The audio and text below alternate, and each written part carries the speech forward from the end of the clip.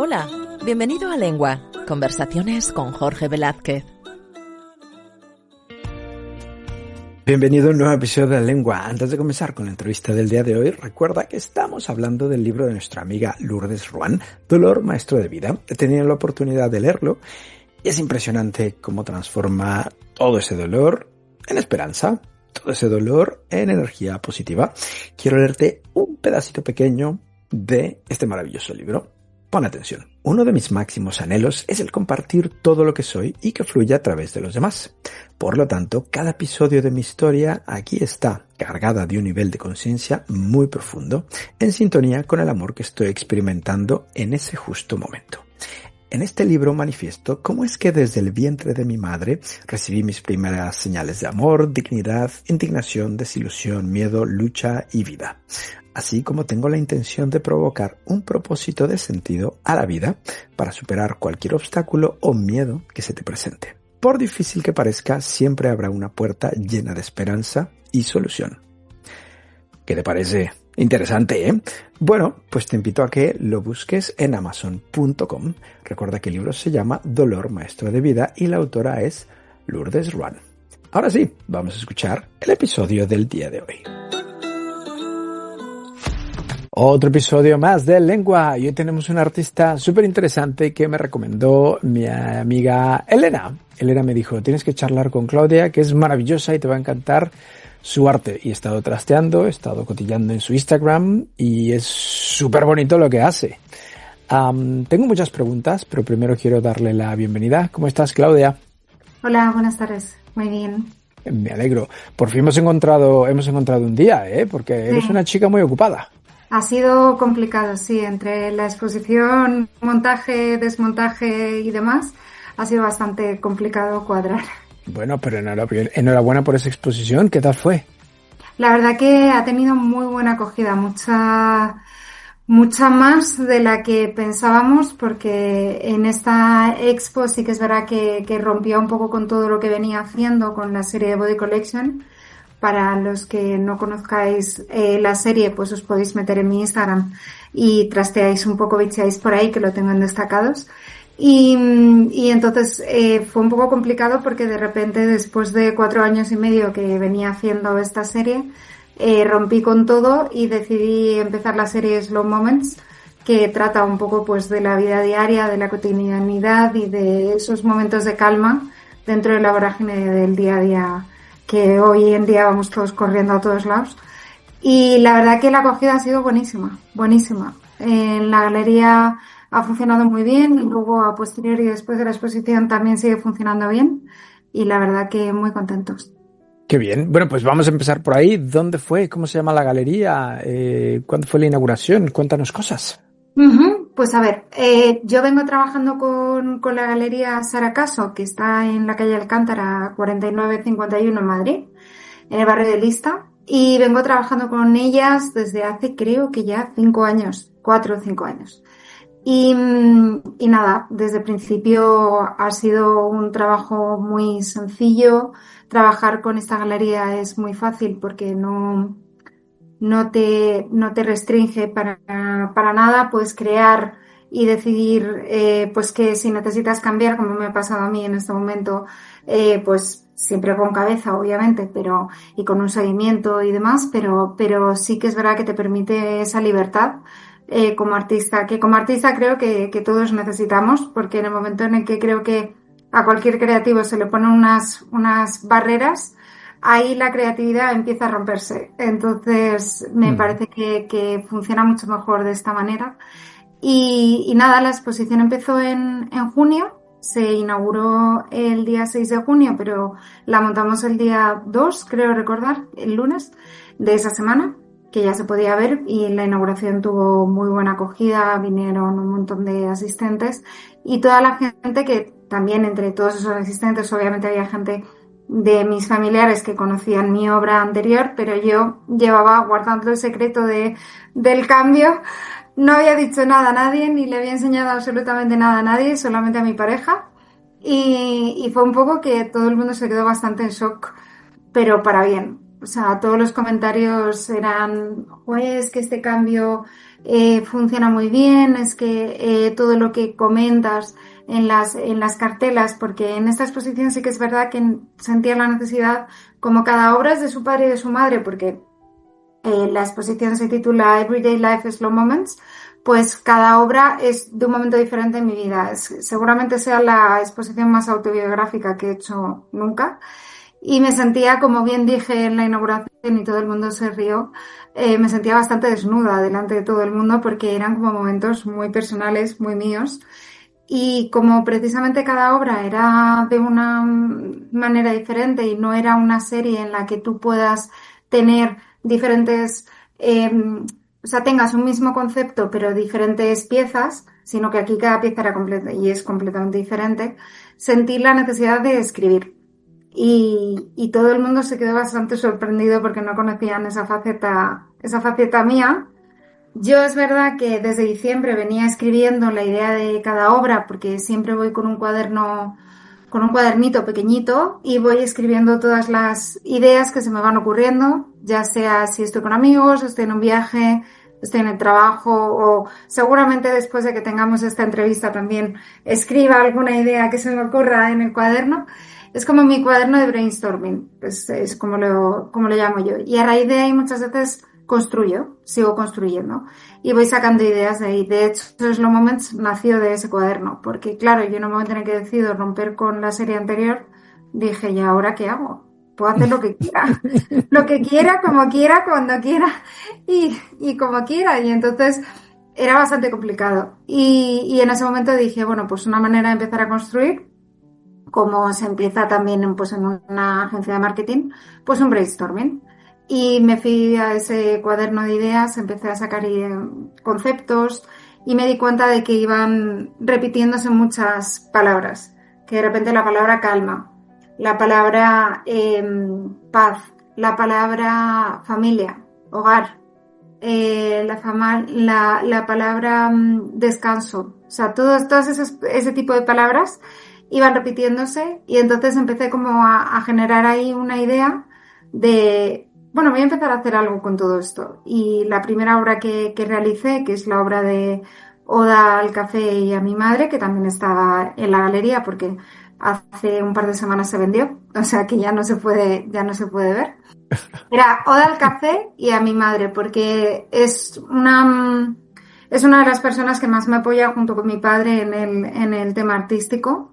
En mi familia el arte siempre ha estado. Mi abuela materna, la madre de mi madre, era profesora de arte y también hizo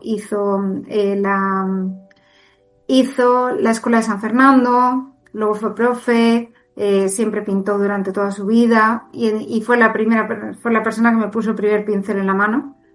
De hecho, una de las obras que hay en la exposición, que se llama Tea Time, está dedicada a ella, porque como ya no está, pues era como una manera de traerla a esta exposición. Y, y entonces, esta obra nueva que empecé volviendo a Oda al café y a mi madre, surgió porque dentro de todas esas ideas dije, joder, a mí el café siempre me encanta. O sea, soy adicta al café. Ahora ya no tanto porque ya no puedo tomarlo como me gustaría, pero tomaba muchísimo café. Y entonces dije, quiero hacerle un homenaje al café. Y teníamos una exposición colectiva en la galería, en la misma galería, en la galería Saracaso. Y dije, joder, tengo que hacer algo de la serie nueva, porque claro, yo estoy preparando la expo nueva, pero aquí tiene ya que aparecer como el primer indicio de esta serie. Y empecé a darle vueltas, vueltas, vueltas y al final caí, pues eso, en el café. Y es una obra en la que aparece una mesa de teselas marroquíes, que en Marruecos está muy presente en mi vida y en mi familia en general. Y entonces pues coloqué un par de tazas de café encima y simulé como esas mañanas de cuando yo estaba en casa de mis padres, nos levantábamos por la mañana, mis padres son autónomos, arquitectos los dos, entonces tenemos la suerte de que tenemos esa libertad de horarios y podemos tomarnos un desayuno tranquilamente, el café, despertarte, de hablar, de organizar la mañana, de organizar el día. Uf, qué lujo, Y ¿no? Eso no cualquier sí, persona lo tiene. La gente a veces sí, sale corriendo sin poder tomarse el café por la mañana. sí, sin poder tomarte absolutamente nada. Yo la verdad que en ese sentido a ver, ser autónoma tiene sus pros y sus contras, obviamente, porque un autónomo no tiene ingresos recurrentes, seamos claros. Ujú. Tienes que tenerlo todo muy, muy, muy, muy bien atado para que tengas un ingreso recurrente bueno, para que puedas estar tranquilo durante todo el mes. Y como digo yo, siempre estás en un mes, pero siempre estás pensando en el mes siguiente o en el proyecto siguiente para poder compaginar. Pero una de las grandes suertes es que eres dueño de tu tiempo y tú decides dónde hacer las cosas, cómo quieres, cuándo, y si de repente estás saturado, te vas de viaje y vuelves, o si de repente te apetece quedar con un amigo porque necesitas una conversación, dices, pues ya está. Entonces me parece que tiene esa libertad, o sea, tiene esa parte buena de la libertad. Y dentro de esa libertad, pues como te venía diciendo, esa obra se formó ahí en esas mañanas de café con mi madre.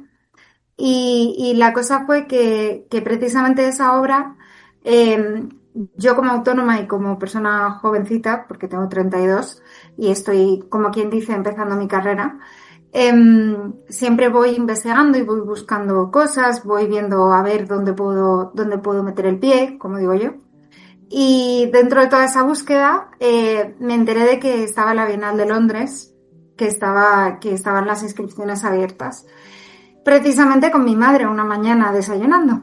Y dije, ¿y por qué no? Me presento, va a ser muy difícil porque es una bienal, porque las bienales, para quien no sepa y no conozca el mundo del arte, es como el punto máximo de la exposición de un artista.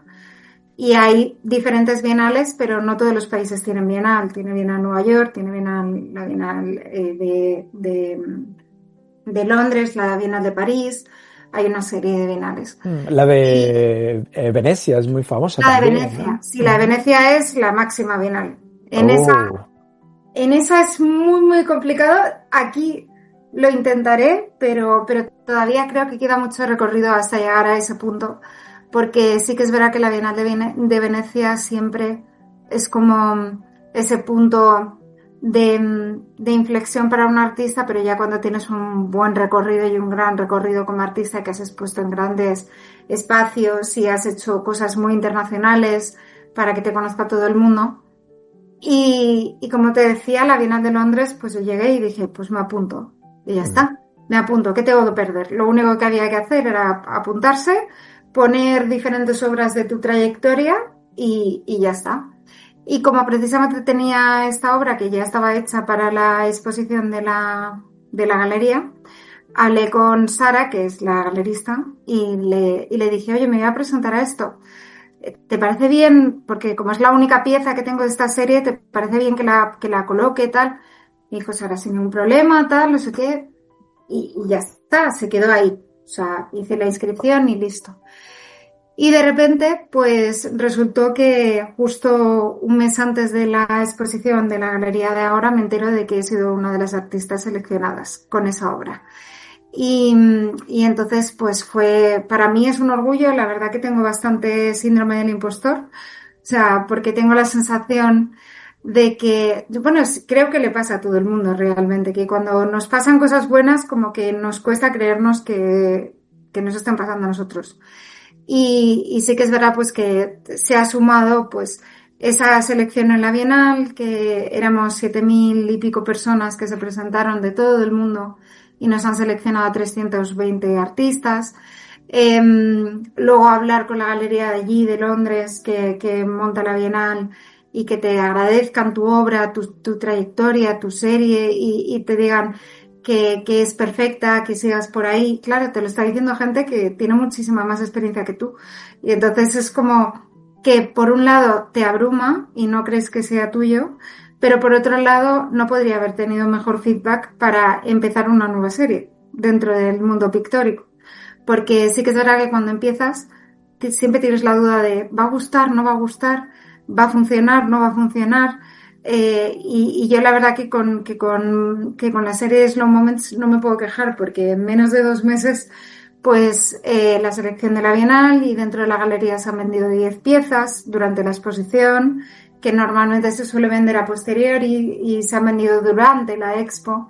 Entonces la verdad que estoy muy contenta en ese sentido. Oye, pero bueno, enhorabuena primero por la exposición, por la Bienal de Londres. Lo que no hemos dicho es, bueno, tú empezaste tu carrera como artista en el diseño gráfico. No empecé dentro del diseño gráfico, empecé realmente, yo hice Bellas Artes, ¿vale? Dentro de Bellas Artes, para mí, pues del 2012 al 2015 yo hice Bellas Artes. Siempre, como te decía, en mi familia ha habido mucho bagaje cultural y bagaje artístico. Mis padres son arquitectos, mi abuela era artista, mi abuelo era abogado, o sea, teníamos como mucha cultura en casa. Y mis abuelos, por el otro lado, pues uno es ingeniero aeronáutico y psicóloga. Entonces, tenía como mucho, en casa siempre he mamado mucha información, mucha cultura. Hemos ido a museos, he ido a exposiciones desde pequeñita, a conciertos, de todo. Y entonces, cuando yo entré en Bellas Artes, y espero que esto no se malinterprete, que la gente no lo entienda mal, para mí se me quedaba corto. O sea, tenía la sensación como que pintura, escultura, dibujo, historia del arte y fotografía, pues se me quedaba un poco ahí. Y entonces, a raíz de una primera selección, como te decía, yo siempre he sido bastante culo inquieto y en mi familia tenemos muchas culturas y mi abuelo era de Inglaterra y mi madre vivió mucho tiempo en Francia, entonces hemos tenido mucha cultura también de Casablanca, hemos tenido como mix de cultura en casa. Y me entró como el gusanillo de quiero estudiar fuera, porque me parecía que necesitaba más cosas y ver un poco más.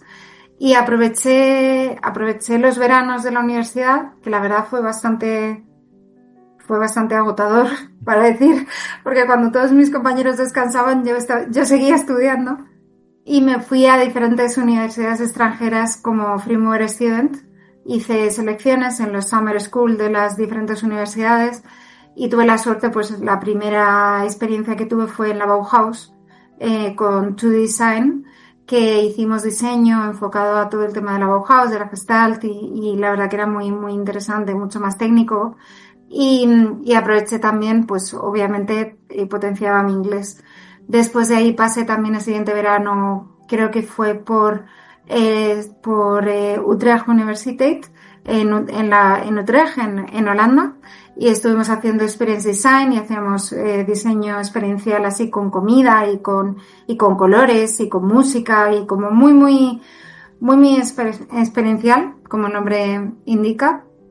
Y luego tuve la suerte de estar también en la UAL en Londres, en Central St. Martins, y allí hice 2 cursos, hice uno de collage, que la verdad fue una locura porque pues estuvimos haciendo collage con todos los trabajos de toda la universidad. Los trabajos que se desechaban te los traían al curso y tú tenías que recortar. Claro, era como estoy recortando la obra de otro compañero, pero fue bastante loco en el sentido de que nos enseñó muchísimo y ahí estuve con el gran Rod Jackins, que sigue siendo profesor en Central St. Martins, y ahora cuando vaya a Londres a la Bienal le he invitado a la Bienal para que podamos volver a vernos. Y luego el otro, fue muy difícil porque era como esta cosa es la obra de alguien y tú la estás recortando. O sea, es como, te genera como una dualidad muy rara. Y luego hice, con el mismo profesor, con Rod, hicimos 100 Design Projects, que fue una locura de curso que yo se lo recomiendo de verdad a todo el mundo. Hicimos 100 proyectos de diseño durante una semana. O sea, 100 diseños de proyectos. 100 productos. Wow. 100 productos de diseño durante una semana. Llegábamos y Rod llegaba y tenía, dentro del primer día nos enseñó todo lo que íbamos a hacer, las 100 ideas que teníamos que desarrollar y luego él nos ponía tiempo. De repente decía, hay que desarrollar un cómic, tienes 1 hora y media. Y tú en plan, ¿cómo? Y tenías que desarrollar la idea, tenías que desarrollar los personajes, tenías que desarrollar lo que pasaba, las viñetas. Obviamente, a ver, no se trataba de hacerlo perfecto, pero precisamente ahí estaba el reto, que siempre en nuestra cabeza va a ser como el producto final y todo perfecto. Y se trataba precisamente de esa, Rod nos explicó al final que él trabaja mucho la plasticidad neuronal. Y entonces que para él era muy importante que trabajásemos esa plasticidad en nuestro cerebro y que no nos bloqueáramos, porque muchas veces todos los que estuvimos en ese curso teníamos, por aquel entonces yo tendría unos 26, una cosa así, 20, 25, una cosa así, y los demás, el más mayor tendría 32, que es la que tengo yo ahora, y el más pequeño tenía 19, o sea, estábamos como en esa franja. Ujú. Y Rod nos decía que de cara al mundo laboral y al mundo en general, muchas veces nos paramos nosotros mismos. O sea, no es que el entorno nos pare, sino que nosotros mismos nos autobloqueamos. Y es como que no, esto yo no, está el no por delante siempre. Nunca es sí, esto lo voy a hacer.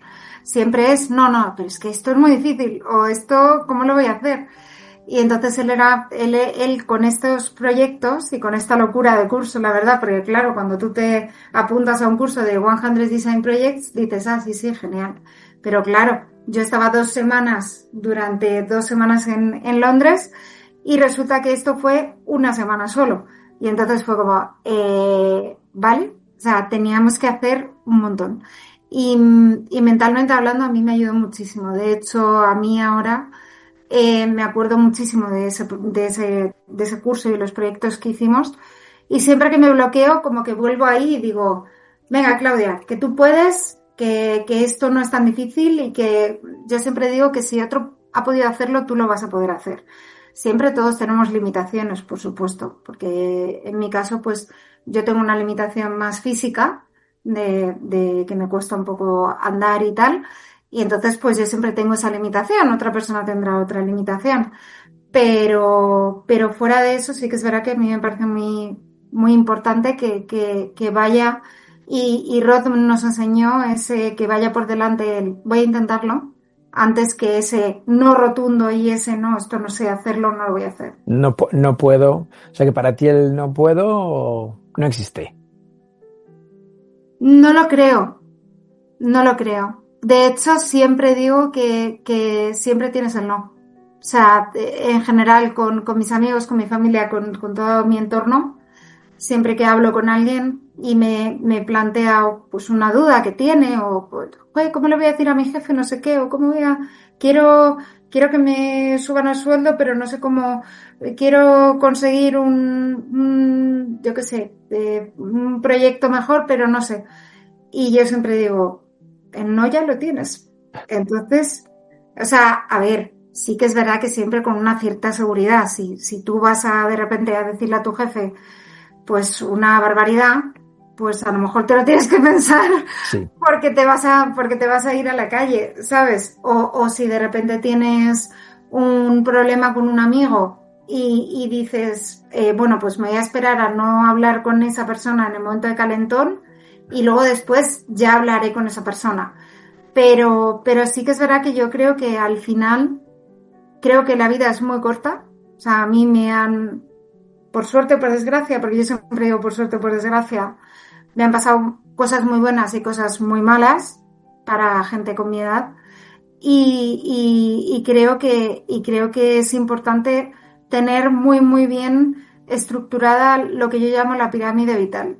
O sea, que las cosas que tienes en tu vida, los bloques de tu vida, pues de trabajo, de amigos, de salud, de estar contigo mismo, de familia, pues que sepas bien dónde está colocado cada cosa, y no le des prioridad a unas cosas que a lo mejor no tienen tanta importancia, que luego cuando pasa algo muy grave, a lo mejor eso de repente dices, pero si esto es lo menos importante del mundo.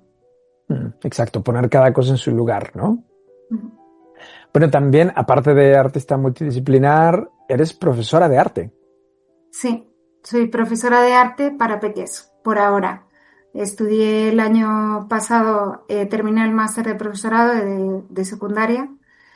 Siempre me había llamado la atención porque Siempre me ha gustado mucho hablar, como puedes estar observando, porque no sé cuánto llevamos de entrevista, la verdad. Pero me gusta como exponer mis ideas y que la gente entienda de lo que estoy hablando y sobre todo me gusta que la gente sepa el porqué de las cosas. O sea, porque muchas veces hay mucha gente que de repente dice, ah, no, pues yo soy no sé qué. Y tú, vale, pero ¿cómo has llegado a ser eso? ¿Por qué? ¿Qué te ha llevado a decidir trabajar aquí o trabajar allí o hacer esto o hacer lo otro? Y siempre me ha gustado mucho pues explicar. Y luego también que en casa, como te decía, mi abuela pues era profesora y pintora. Entonces era una salida dentro de lo que es el mundo del arte. Por ahora, no, obviamente es muy difícil, es muy complicado. Hay veces que tienes rachas muy buenas, como es mi racha actual, y ganas un montón de dinero y dices, ah, genial, fantástico, pero luego hay muchos meses donde eso no pasa.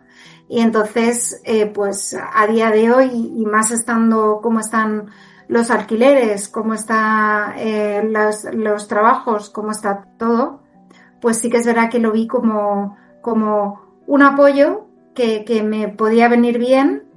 Y luego ha acabado resultando una cosa muy curiosa que la verdad con mis alumnos de los diferentes coles y especialmente de Laura García Noblejas en Villavicencio Sadón, disfruto mucho con ellos y es que todo lo que yo aprendo como artista lo aplico en el aula.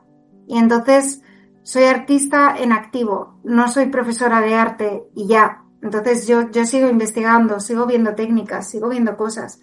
Y yo les enseño a ellos y luego ellos me enseñan a mí. Porque yo les enseño muchas técnicas y muchas cosas y de repente, pues cuando he tenido algún bloqueo creativo de ideas o de lo que fuera, llegaba a clase y decía, chicos, estoy haciendo esto. Estoy enfocando, pues eso, cosas cotidianas, momentos cotidianos, no sé qué. ¿Qué vosotros cuando pensáis así en el día a día, qué pensáis? Y de repente, pues, verano, con mi familia, cosas con amigos, no sé qué. Y al final, pues te vas nutriendo. Y luego también en mi caso es como yo siempre digo que está la Claudia artista y la Claudia profesora. Hay dos. Y entonces me viene muy bien tener esas dos facetas porque cuando me saturo de una me pongo en otra y cuando me saturo de otra me pongo en la contraria. Entonces me ayuda mucho ser profesora porque veo, y especialmente de los niños pequeños, porque les gusta mucho experimentar.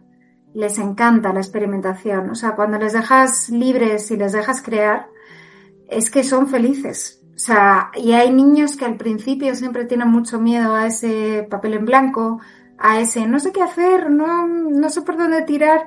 Yo siempre que estamos, salvo los proyectos concretos, que hacemos proyectos concretos obviamente porque hay que tener unas bases de materiales, pero luego cuando están en el momento dibujo libre o cuando hacen un proyecto libre ellos, yo siempre les llevo como diferentes ideas y les llevo como unas bases, pero luego les dejo libres porque digo, no quiero que copien, quiero que crean ellos y que tengan esa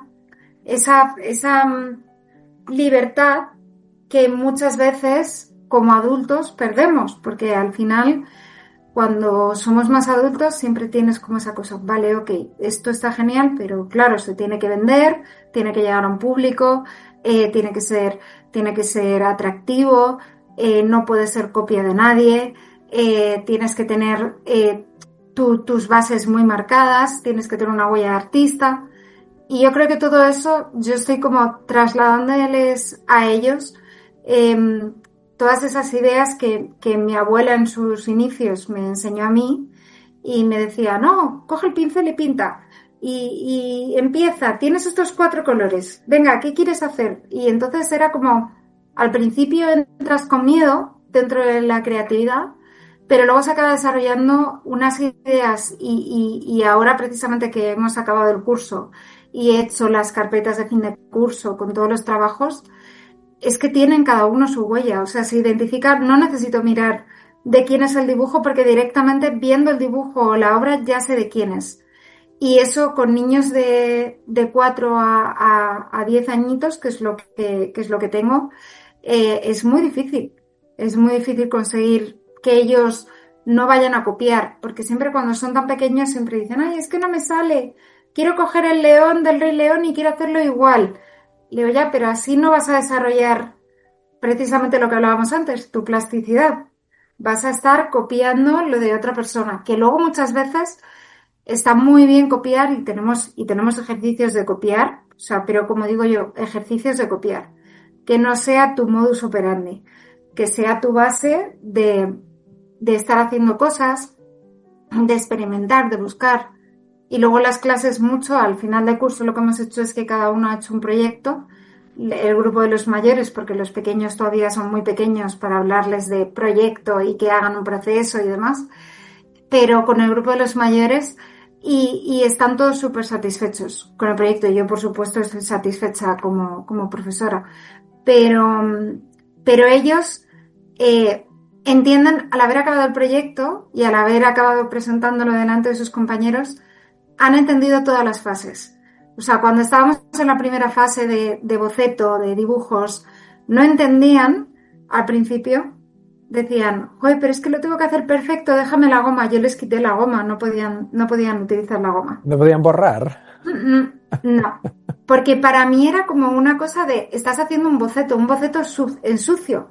O sea, es una cosa que no tiene que estar perfecta, puede tener varias líneas, no hace falta que esté todo perfecto. Y luego también que creo que les viene muy bien tener como esa frustración de decir, oye, esto no está perfecto, pero me parece bien.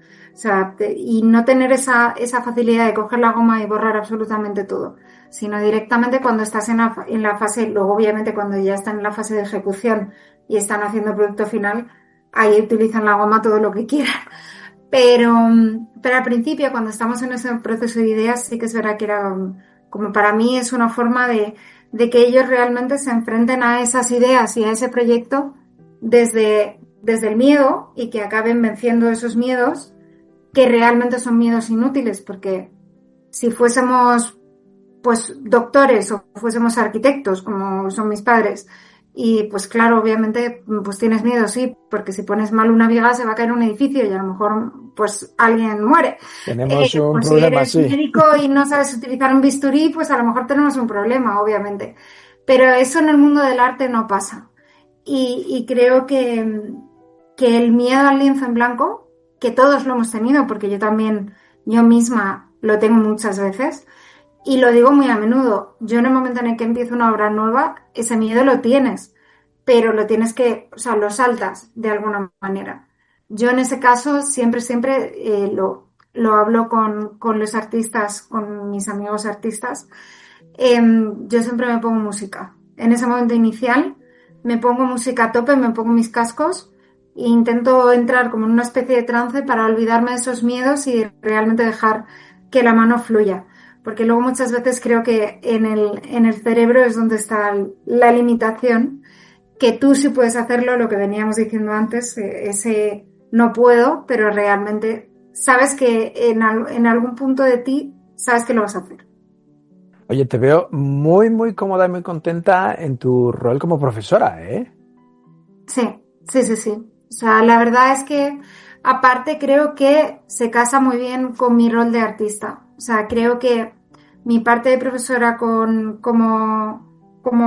Claudia artista, al ser profesora de extraescolares y trabajar con ellos durante unas horas determinadas, no estar todo el tiempo en el colegio y demás, me permite luego el resto del tiempo poder dedicarlo a estar en el estudio y seguir desarrollando mi obra a la vez que sigo trabajando. Entonces, pues en un principio, cuando empecé con toda esa idea inicial de tengo que hacer algo más, porque obviamente hay meses que no son buenos y necesitas tener una base económica que te dé como una base de tranquilidad y luego tú ya a partir de ahí ya construyes.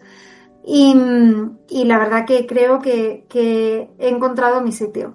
O sea, porque para mí es muy como para mí no es un trabajo, o sea, yo cada vez que llego siempre digo que es un disfrute porque los niños son muy agradecidos. Sí que es verdad que en la parte de secundaria y de instituto, de FP, que también he sido profesora de FP, en FP no, pero en instituto y en secundaria creo que será un poco más complicado, pero tanto en FP como los niños son muy agradecidos, porque la gente está ahí porque quiere estar. Y entonces los tienes en clase porque son niños que les interesa lo que les estás contando.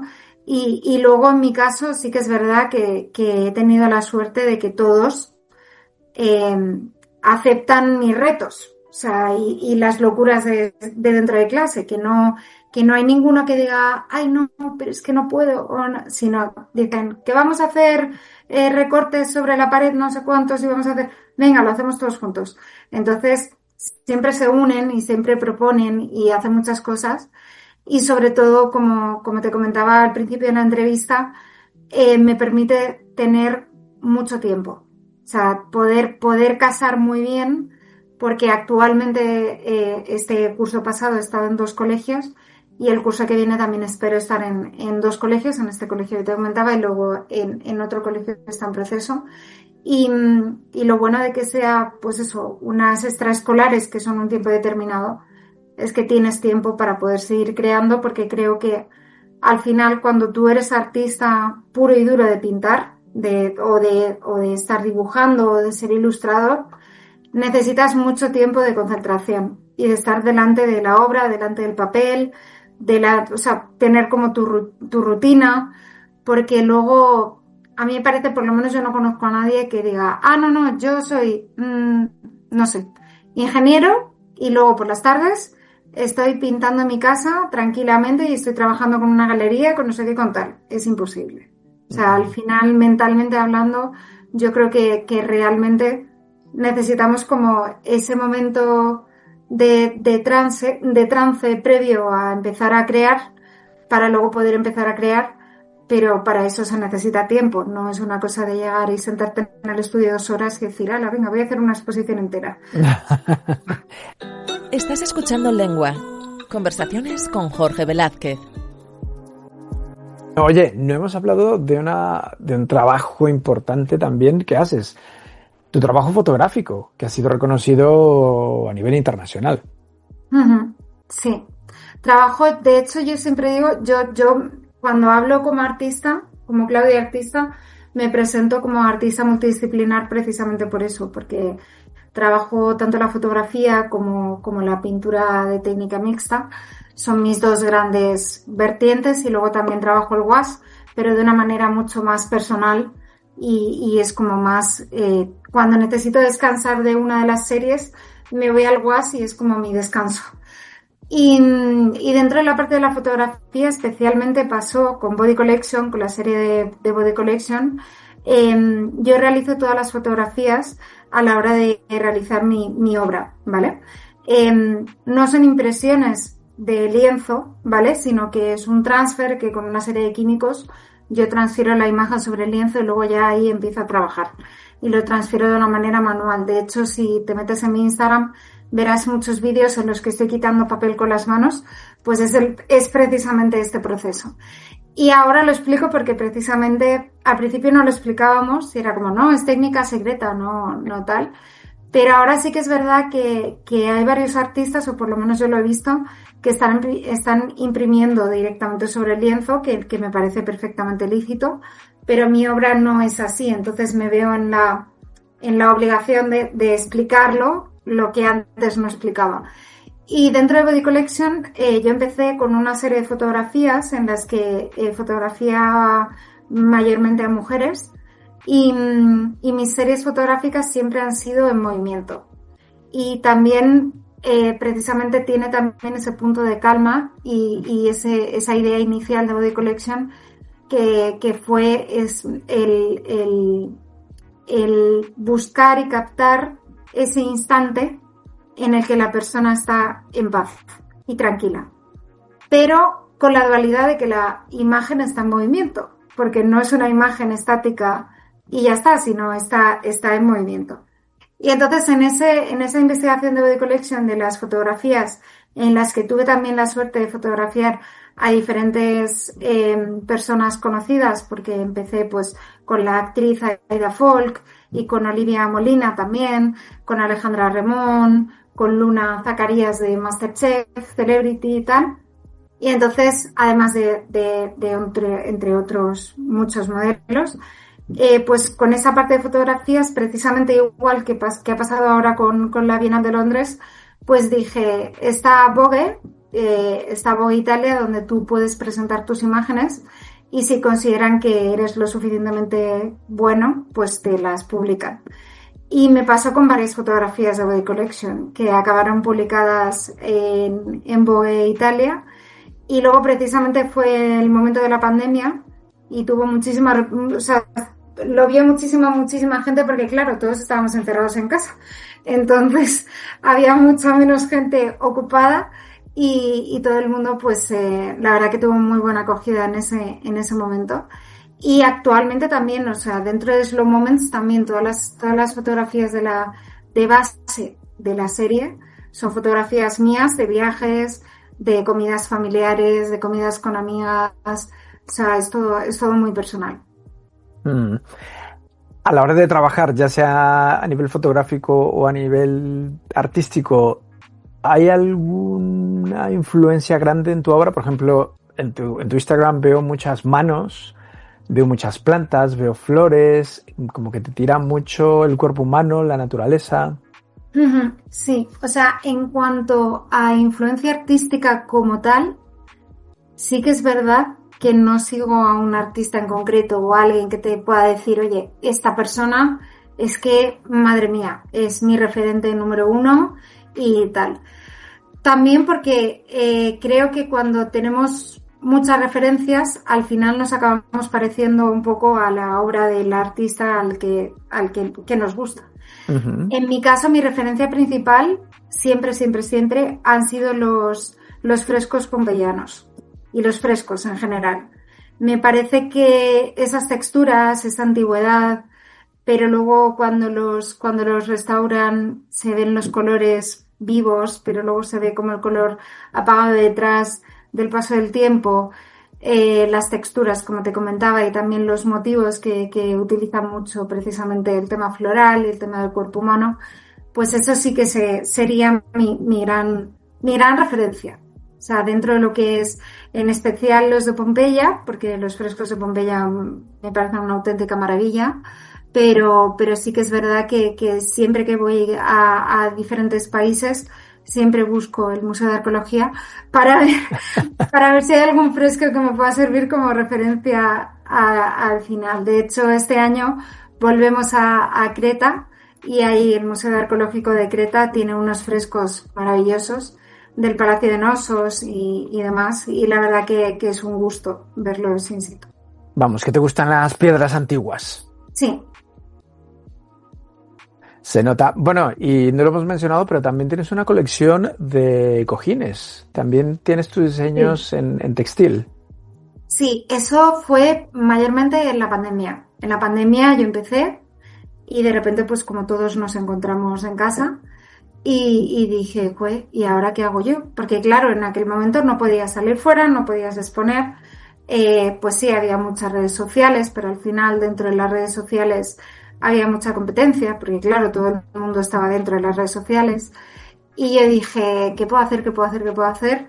Y de ahí nació es toda una serie que tengo tanto de neceseres, que son neceseres pequeñitos, como neceser de viaje, como tote bags y cojines y abanicos, y cuadernos también, que están todos pintados a mano, porque todo lo he pintado a mano, no hay nada de impresión. Y lo que empezó como un hobby, al final, pues se ha convertido en una tienda online que ahí está. Al final, ahora como tal la tienda online no la tengo, lo utilizo a través de Instagram, del perfil que tengo, además de mi perfil principal. Y según me van haciendo encargos y demás, pues sobre todo las tote bags es lo que más se vende. Las tote bags florales es lo que la gente más se lleva. Hombre, es que son muy bonitas, muy bonitas. Invito a la gente que vaya a tu Instagram, que es básicamente un nombre, Claudia Drosselli, SSLL. Sí, es Claudia, D de Dinamarca, R de Roma, O de Oviedo, S de Sevilla, C de Castilla, E de España, L de Lugo y de Italia. Siempre lo explico así, lo deletreo, porque luego muchas veces la gente dice, ay, no te encuentro, y digo, bueno, pues ya lo deletreo y ya está. Mejor. Bueno, Claudia, creo que esta pregunta ya te la sabes. Nos tienes que recomendar una película, un libro, una serie y un disco. A ver, empiezo por el libro, porque lo tengo en ese orden. Mis 2 libros favoritos, porque te voy a recomendar uno un poco más artístico y uno un poco de mi parte más de profesora. Mi libro más artístico es Mi familia y otros animales, de Gerard Darrell. Me encanta, o sea, me lo leo prácticamente todos los veranos. Sucede en una isla de Corfú, toda la trama parece que estás en una residencia artística y pasan cosas muy locas, con humor, pero luego con mucha inteligencia cultural, me encanta. Y luego dentro de la parte de más de profesora, Claudia profesora, hay un libro de hace mucho tiempo y que creo que el autor tampoco tiene muchísimas más obras. Se llama Blanca como la nieve, roja como la sangre, y trata precisamente es de Alessandro D'Avenia, que es un autor italiano, y es un libro que trata sobre precisamente esas relaciones en la adolescencia y esa relación de profesor y alumno. Y trata el tema del amor, de la amistad, de la familia. Me parecen 2 libros maravillosos. En cuanto a películas, para mí una de mis películas favoritas, tanto por la trama como por la fotografía, porque me parece que tiene una fotografía maravillosa, es Orígenes en español, de Mike Cahill, que trata el tema precisamente trata todo el tema de un investigador de ojos, tal, pero que acaba descubriendo el tema de la reencarnación, y es un tema que a mí eso siempre me llama mucho la atención, y la película, como te decía, la fotografía es maravillosa. Y luego una serie, te recomiendo la serie que estoy viendo actualmente porque me parece redonda, es la serie de Hacks, que es una serie estadounidense, se puede ver en Prime, creo, no sé si está en alguna otra plataforma, y en HBO creo que se puede ver. Y es una serie precisamente que trata de una cómica que está en Hollywood, que es una señora muy rica, muy, muy grande, la conoce todo el mundo, y de repente contrata a una guionista jovencita que no tiene nada de experiencia, que se ha metido en el mundo de Hollywood porque realmente a lo mejor no sabía muy bien qué hacer. Y se ve, es como toda esa historia entre ellas, de ese crecimiento y esa ayuda entre una y otra, y esos entresijos del mundo de Hollywood, del audiovisual. La verdad que es muy interesante. Y en cuanto a discos, música, actualmente, y me han acompañado durante todo el proceso de la exposición y me los ponía en bucle literalmente, es el grupo de La Fama, que su canción más conocida es la de Reina de San Mamés. Y luego también Paula Matthews, que es una ex abogada que se decidió tirar a la piscina del mundo de la música, y una de sus canciones favoritas y que me encanta es Me Presento, porque precisamente habla de ella y de todo ese proceso dentro del tema de la abogacía y de romper con todo lo anterior, y me sentía muy conectada.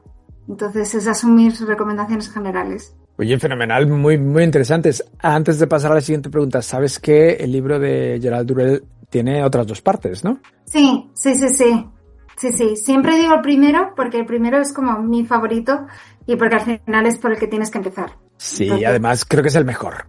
Sí. Definitivamente. Claudia... Yo el tercero no llega a leérmelo. No me lo llega a leer, pero el segundo me lo he leído y me gusta, pero no me encanta. No me engancha como el primero. Efectivamente. En Mi familia y otros animales es que empiezas y no puedes parar hasta que terminas. Completamente de acuerdo. Muy buena recomendación. Claudia, ¿te gustan los juegos? Sí, claro. Vale, yo te digo una palabra y tú me contestas con otra palabra. Por ejemplo, si yo te digo perro. Yo te digo amor. Perfecto. Así de sencillo. Vale. Lista. Primer palabra, podcast. Qué difícil. Lengua. Perfecto, no es tan difícil. Siguiente palabra, flores. Gardenias. Color. Negro. Lengua. Hablar. Ciudad. Marruecos. Casablanca. Cambiaste, pero Cambié. te la valemos. Siguiente, entrevista. Disfrute. Conversación. Libro. Libro. Descanso. Café. Gozo. Sexo. Momento. Lugar. El mar. Muerte. Qué difícil. Con la muerte, soledad. Pintura. Disfrute. España. Alegría. Amistad. Necesidad. Colegio.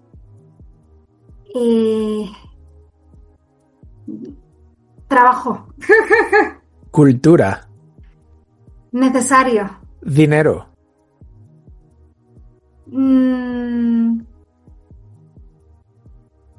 No tengo palabra para esto. Pasa palabra dinero. Pasa Siguiente. palabra. Mujer. Sexy. Música. Evasión. Conocimiento. Libro. Arte. Galería. Familia. Hogar. Casa. Espacio seguro. Hombre. Pareja. Niños. Disfrute. Sueño. Lejos. Diseño. Líneas. Educación. Necesaria. Magia. Risa. Libertad. Descanso. Dolor. Ardor. Fuego. Calor. Suerte. Suerte. Aleatoria. Reencarnación. A veces. Odio. Nunca. Poesía. Bonito. Fotografía. Digital. Y la última, amor. Siempre. Muy bien. Oye, piensas muy rápido, ¿eh? Salvo la de muerte, que es un poco más difícil. Sí. Sí. Total. Muy bien. Además me encanta porque cuando te dije color, dijiste negro y en todas tus fotos de Instagram sales de negro. O sea, ¿podemos decir que es tu color favorito? Sí, la verdad que sí. O sea, bueno, no es mi color favorito, realmente es mi color fácil, como digo yo. O sea, es un color que me parece que es adecuado para todas las situaciones. O sea, puedes ir vestido, a ver, no te vas a poner... Bueno, hay quien va con un chándal de negro y va muy elegante, por supuesto, pero que siempre, si yo en mi caso sí que es verdad que mis días siempre se componen de, pues, ir al colegio, luego pasar por la galería, tener una reunión, conocer a alguien, no sé qué, y siempre tengo que ir como vestida para todas las ocasiones. Y el negro es un color que te facilita ese, o sea, puedo ir vestida de negro al colegio, que voy bien, y para una reunión también voy bien, entonces es un poco esa base. Perfecto, es un color fácil, sí, y elegante a la vez, y es bonito. Estoy de acuerdo contigo. Oye, Claudia, así como nuestra amiga en común, Elena, me recomendó charlar contigo, ¿se te ocurren 3 personas que tengan algo interesante que contarnos aquí en Lengua? Sí, tengo 3. La primera, la más importante, porque es una gran amiga mía y creo que tiene mucho que decir. Y también pertenece al mundo del arte, la conocí a través de la galería, por supuesto, pero ya no es compañera de la galería, ya es casi familia. Y se llama Patricia Norberto, en Instagram la podéis encontrar como Ampatrus, y es una artista maravillosa. No tiene nada que ver conmigo, es todo lo contrario, ella es color, puro color, tanto en color de su obra, como color en su forma de ser, como color en su vestimenta, es maravillosa. Luego otra persona que me parece muy, muy interesante es Julio Orgaz Orgaz, que es el encargado del mantenimiento y las visitas de la colección Inelcom Arte Contemporáneo, que es un búnker de arte maravilloso que está en la Ciudad de la Imagen, en Madrid, y la verdad que es súper interesante, tanto él como persona, como todo lo que tienen en la colección y todo lo que él te explica. Julio es un amor y le estoy segura, no he hablado con ellos, o sea, les estoy tirando aquí la pelota directamente sin haber avisado. Y luego como persona que creo que tiene una dialéctica muy chula y que tuve la suerte de fotografiar y que creo que es una persona también muy interesante, es Alejandra Gerremón, que es una escritora, tiene una gran obra que se titula Cuando nadie mira, y luego ha hecho muchísimas más libros y textos, es muy activa en redes y hace un mogollón de colaboraciones y yo creo que también sería súper interesante. Fenomenal. Uh-huh. Oye, pues muy buenas recomendaciones. Vamos a hacer una cosa, ya que publiquemos tu entrevista y que la escuchen, entonces ya dirán, anda, pero si me han mencionado, entonces ya me pasas el contacto y a ver si aceptan. Sí, cuando esté la entrevista publicada se la paso a ellos, le digo, escúchala hasta el final, y cuando la escucho al final, digo, cuando hayas ido al final, me dices. Sorpresa, sorpresa. Oye, Claudia, mil gracias por este ratito, me encanta platicar contigo, a ver si un día nos conocemos o nos vamos a tomar algo con Elena. Sí, en la galería, tranquilamente. Por ejemplo, viendo tu obra, eso estaría Sí. fenomenal. ¿Algo más que quieras decir antes de terminar esta entrevista? No, yo creo que realmente ha sido una entrevista, ha sido muy agradable hablar contigo, Jorge. Bueno, hablar mucho yo y tú preguntar, porque sí que es verdad que al final me enrollo como las persianas, pero como te decía, me gusta mucho que la gente entienda un poco el contexto entero, porque luego a día de hoy creo que con el tema de las redes sociales muchas veces nos hacemos una idea de las personas que a lo mejor no es, porque no ves como digo yo, el big picture, ves solamente la imagen pequeña de lo que queremos mostrar cada uno. Y nuestro día a día al final son muchas cosas. Y nada, ha sido un placer hablar contigo, Jorge. Lo mismo diga, Claudia, lo mismo digo. Encantado, un abrazo. Un abrazo, buena tarde. Chao. Gracias por habernos acompañado en este viaje a través de una historia inspiradora e interesante. Te esperamos la próxima semana, aquí, en Lengua.